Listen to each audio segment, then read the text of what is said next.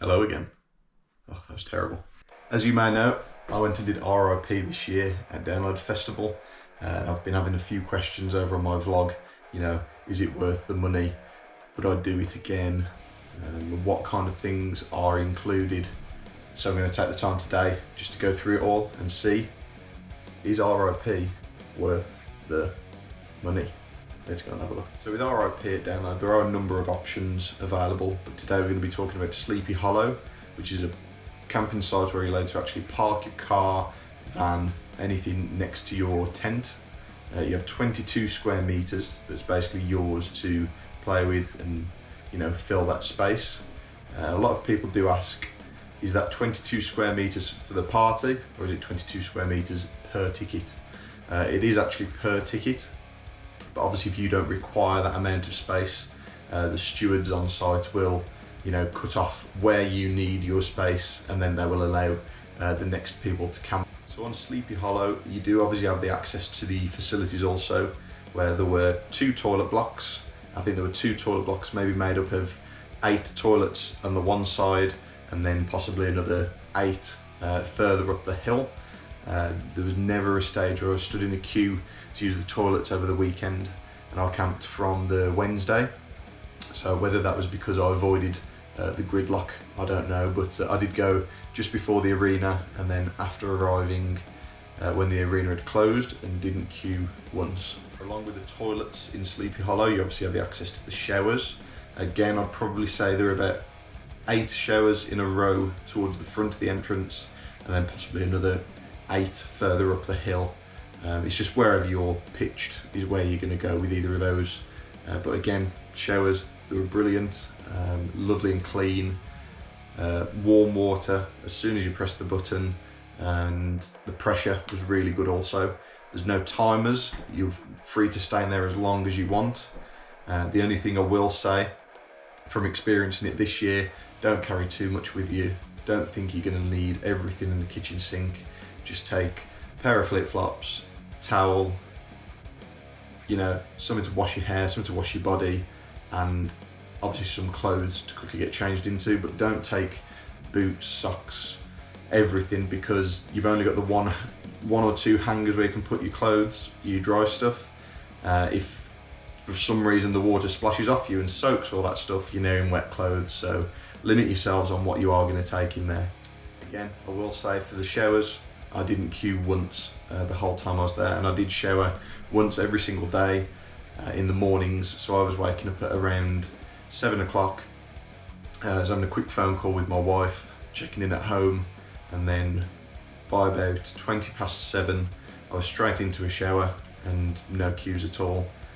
Later on, when we were heading for the arena, there may have been, I don't know, a queue of maybe 2 people just waiting for spaces to be freed up of the showers, but it was never really that busy. So if you compare that to obviously the general side of things, where you've got the free showers that anyone in the general camping, eco camping, or I'm guessing the access camping can go and use, the queue was for miles, it really was. I heard stories of people waiting for about an hour to get into those showers, and they're really not as clean and, you know, private as the ones in RIP. So I know which ones I would be choosing personally. So whilst we're on the subject of the facilities and the other places you can go in RIP camping, there's obviously Park Farm, which is over the road from Sleepy Hollow. You can walk it depending on where you're on the campsite, but for me, I was able to walk it in around 35 seconds. I am going to be that close to how long it took me, because if I say 2 minutes, that's nowhere near, and we'll get onto that in a second. So about 35 seconds I was able to get to Park Farm, where there were the facilities, there were toilets, and the bar itself, Park Farm Bar. It's throughout the year it's used as a venue for weddings, you know, birthdays, anything like that. It's got a lovely big courtyard, and if I can get some pictures I will put them up just here. And it was brilliant just to have that area to go and socialise. Obviously I like socialising around by the tents, but once you're dressed and everyone's ready to go to the arena, or even after the arena, you've got somewhere you can go, you can get a drink, and you know, you don't have to rush back to the tent, which is always good. So within the Park Farm bar, on the first day, I can only comment on the first day because it's sold out on the first day, they have a real ale and cider section external to the bar, where you can go and get your different beers from different areas of the country and different ciders also. And as I say, that did sell out quite quick. So you have to be sharp on that one, get there for the first day, and you're able to enjoy a number of real ales and ciders. So a question I've been asked online is, how far is the village or the co-op or all the other amenities away from Sleepy Hollow? And I will include a little time lapse of me actually walking that area there. So from Sleepy Hollow, depending on where you're camping obviously, you've either got the road that you can cross into Park Farm, or you've got the bridge that goes up and over into Park Farm. And then from there you've obviously got the pub to your right, some more camping for Park Farm on the left. And all I did was carry on straight through Metal Meadow, where the camper vans are, and then essentially at that point you've got a gate, and then you join the more general side of the festival. So once you're in there, it's a quick turn around the corner and you've got co-op right in front of you. And then a very brief walk around the corner from the co-op, you've got the merch tent, and then you're right into the village with all the nighttime clubs and food vendors, all the rides, everything you'll ever need.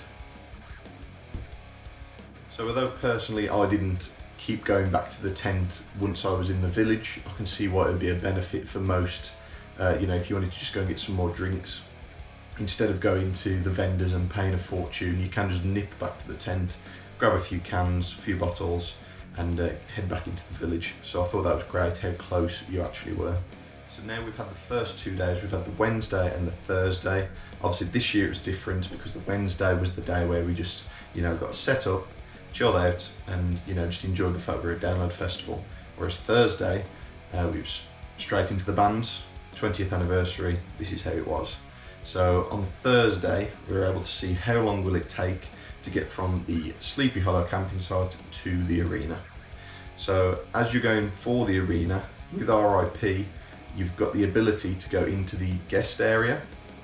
So you've got the arena to your left, short security check your pockets and everything, and then you're through to the arena.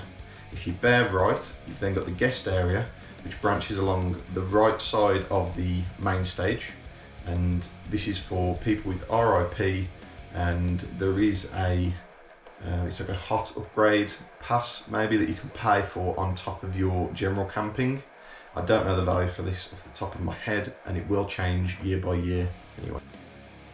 So once you're inside the guest area, you've got all of your amenities that you would do in RIP, such as flushing toilets, you know, nice clean toilet blocks. There's urinals for the gents, and then just a larger toilet block for the ladies, and water supply points, because this year it was very warm and the queues in the arena for the water were fairly long, and then the water pressure was not great, so you were waiting a long time to fill up your bottles or cups.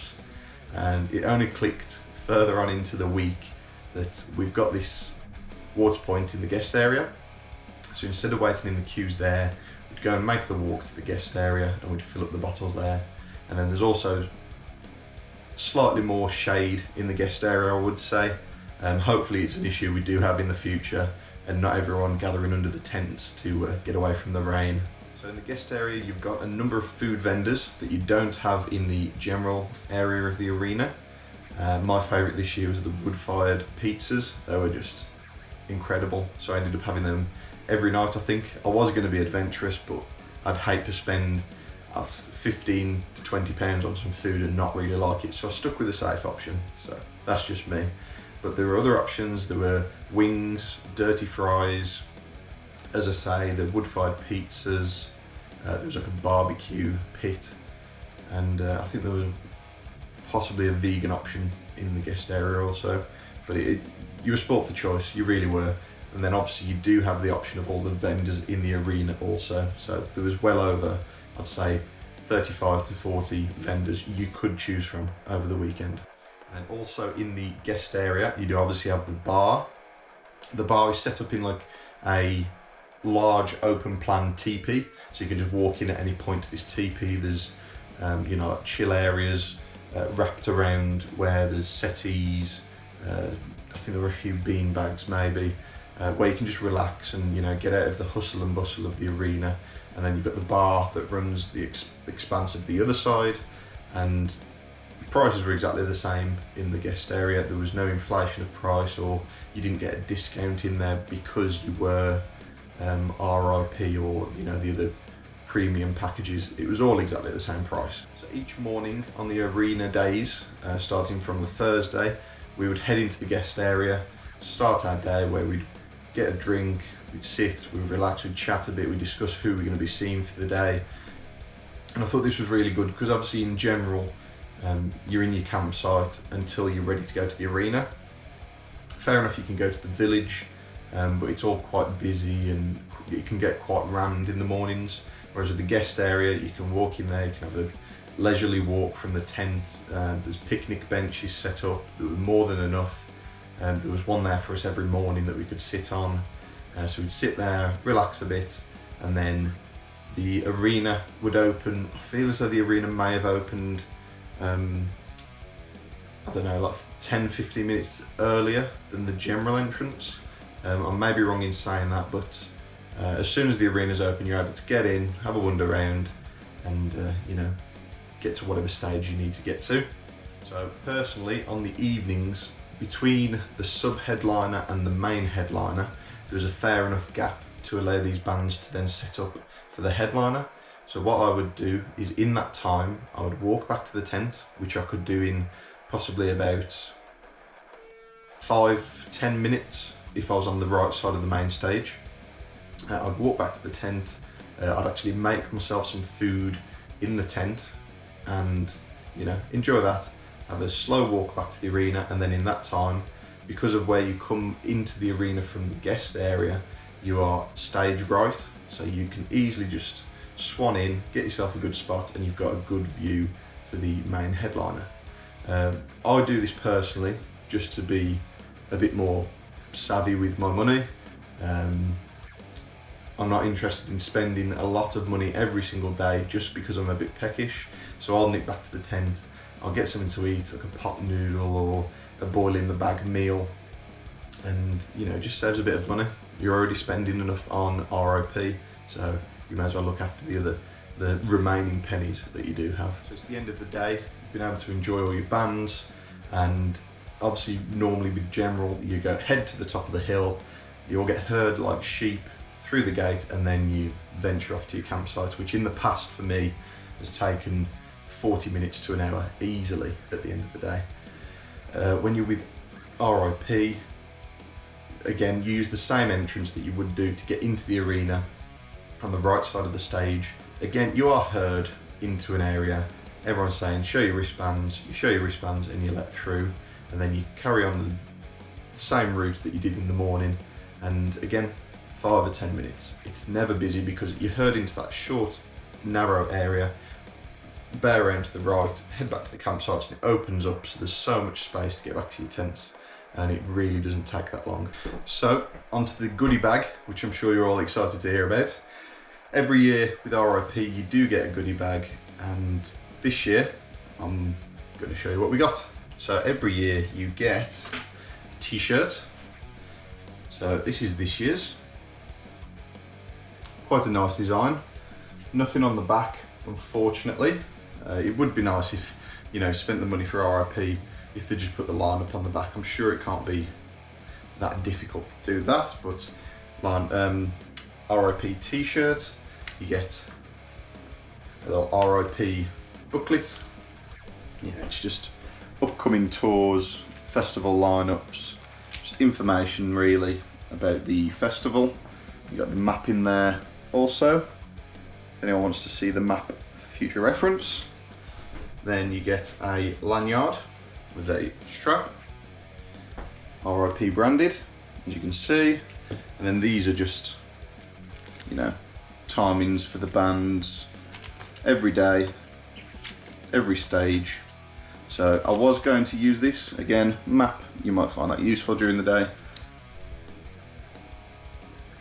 Again, just a smaller map. So I was going to use that, but I tend to use Clash Finder instead. So I was just using my phone for the band times and everything. But this year, I'm fairly certain that these weren't accurate anyway. I might be wrong. If you confirm that in the comments, but I'm sure that some of the bands dropped out, some bands couldn't make it for that day. So I don't think that was 100% accurate anyway. So the big item this year, last year it was backpacks, and this year it was something a little less useful. So we got the Download Gnome. There he is, he's got his beanie on, RIP branded, t-shirt, and on the back is the RIP logo for this year. So his name is Lars, because he can't play drums.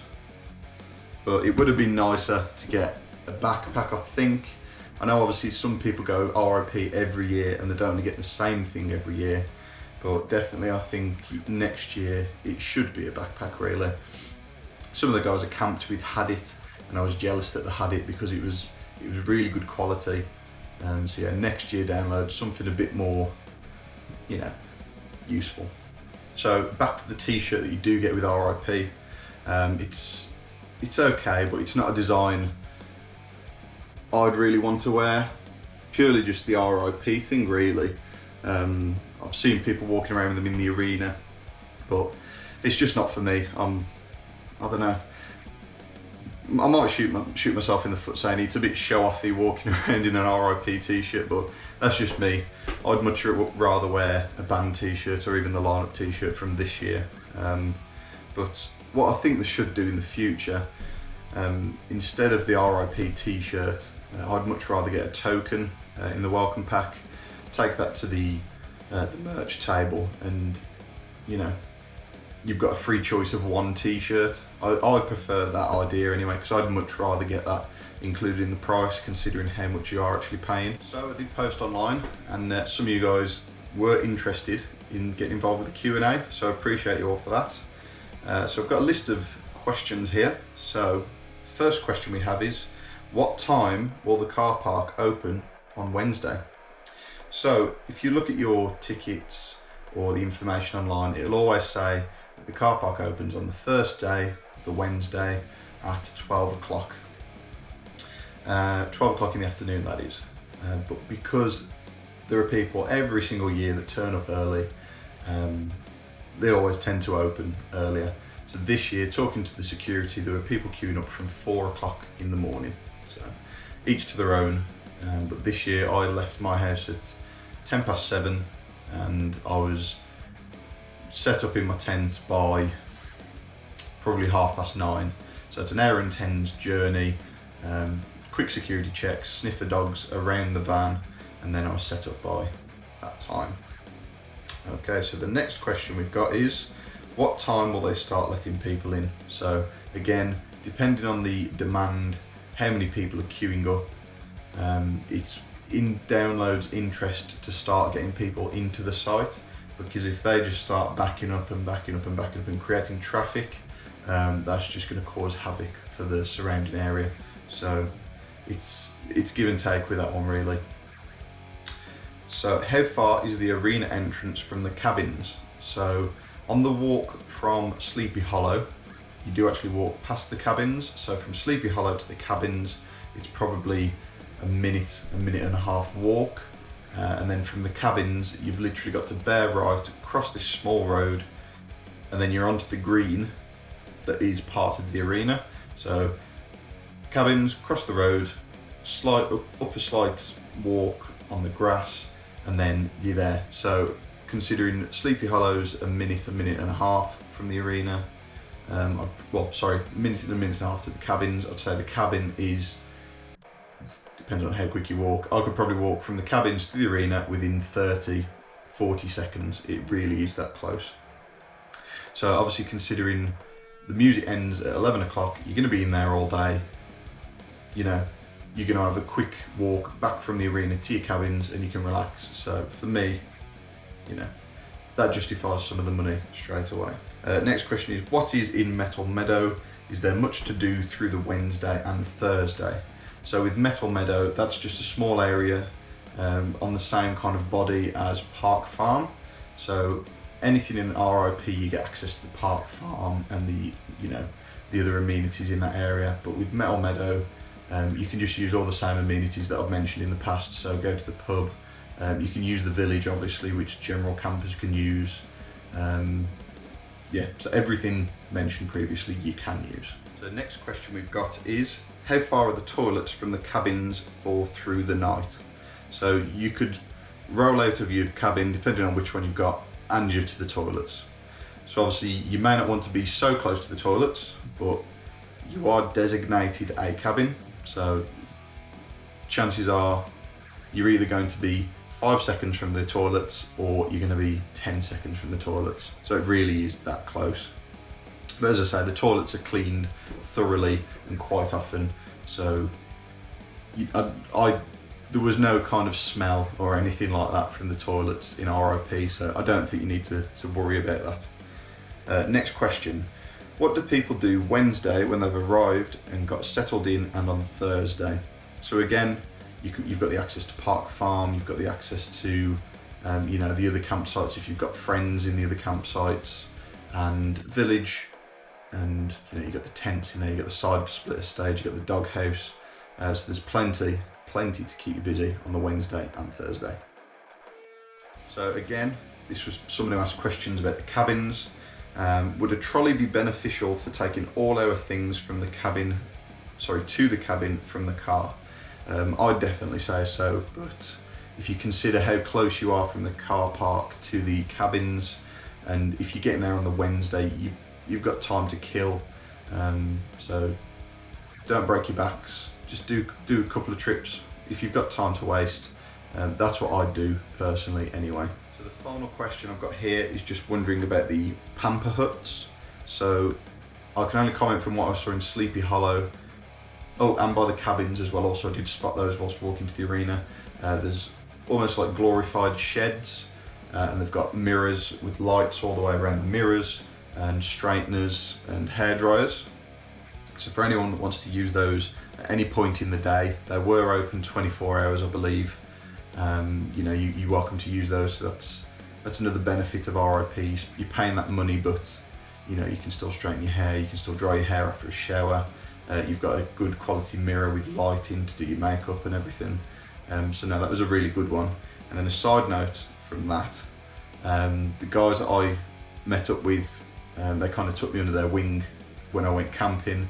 One of the guys, Charles, had the incredible idea of bringing a kettle. Download. If you're not allowed to do this, we apologise, but he took the kettle, filled it up and boiled it inside the pamper huts, brought it back, and everyone had a nice hot drink for the morning. So you compare that to like your general camping areas where you need to use the little hexy stoves with the small fire lighter to boil your water. For me, I know which one I would want to pick. So there you have it, that's RIP. We will quickly just go through the pricing of RIP because obviously that's the main thing that's going to put people off. So this year being 2023, the 20th anniversary, RIP cost me £615. Luckily I was able to get on the early bird prices, and that was with the instalment scheme also. So each year Download seems to be offering that now, instalment schemes, so it makes it a bit more affordable for people who can't drop that amount of money straight away. They have got the adaptive pricing, so I bought mine at $615, and then you check back a bit later, they'd gone up to $655, a bit later $675. So that's just a Live Nation thing that 100% I do not agree with. It's a terrible thing to do, but unfortunately this is the world that we live in. So $615 for 2023. I have booked up next year. Unfortunately it has cost a bit more. Early bird pricing started at $655. I looked at it and I thought, I'm going to wait until general sale. And then the FOMO kicked in. The day later it had gone up to $675. So unfortunately I've paid $675 for next year. I'll quickly say about the adaptive pricing with that also. So it went from $655 No, sorry, some people did get it for 615 for next year. 615 to 655, 655 to 675 for myself, and it's gone all the way up to 755 in early bird pricing. So again, I'm not going to keep badgering on about the Live Nation adaptive pricing because I think that just kind of shows how good RIP is, the fact that I've gone ahead and booked it straight away. I've never done that for a download in the past. I've always waited later down the line, but I think because I enjoyed myself so much this time in RIP, and I didn't want to miss out on a ticket next year because you get spoilt almost. Some people do it, some people go RIP and then say, I'm alright, I'll just go back to general. But for myself and for a lot of other people, once you've done RIP, you never want to go back. So I think that just kind of shows how much value that is in RIP and that amount of money that you're spending. I mean, for me, I'm choosing the cheapest RIP option there is. Obviously, if you go and search online, you can find some options that £1,000 plus, £2,000 plus. I think some of them go up to, like £5,000 plus, which well out of my budget, but if you can afford it, fair play. So is RIP worth the money? For me, the short answer is yes. We've gone through everything that you get with it, all the amenities, the access to the backstage areas, and honestly, I couldn't think of doing it any other way now that I've done RIP. If you do want more of an insight into Sleepy Hollow and RIP, you can head over onto the other video, which I will put in the description down below, and I've got a 28-minute vlog showing all the ins and outs of RIP, and then just a general review of 2023 in general. So if you want to go and check that out, please do. Leave a comment below, let me know what you thought of this video. I'd love to know, have you guys booked up for next year? Did you go to download this year? And it'd be great if you are going next year, if you see me, say hello, and yeah, you could be in the vlog for next year. So now that we've got that out of the way, I do appreciate all the response that I've had for my vlog that I've just mentioned. The channel, seeing the subscriber count go up really is brilliant. I am really humbled by it all, and I appreciate every single one of you for coming over and showing me that something that I'm just having fun with, a little bit of a hobby, can turn into something a bit more. There is a lot more to come. I've got a bit of an announcement to make at some point next week, so make sure you subscribe, set your notifications on, and that video will ping up, and you'll see exactly what I'm talking about. Thank you so much for taking the time to watch my RIP review. Love you all, and I'll see you in the next one.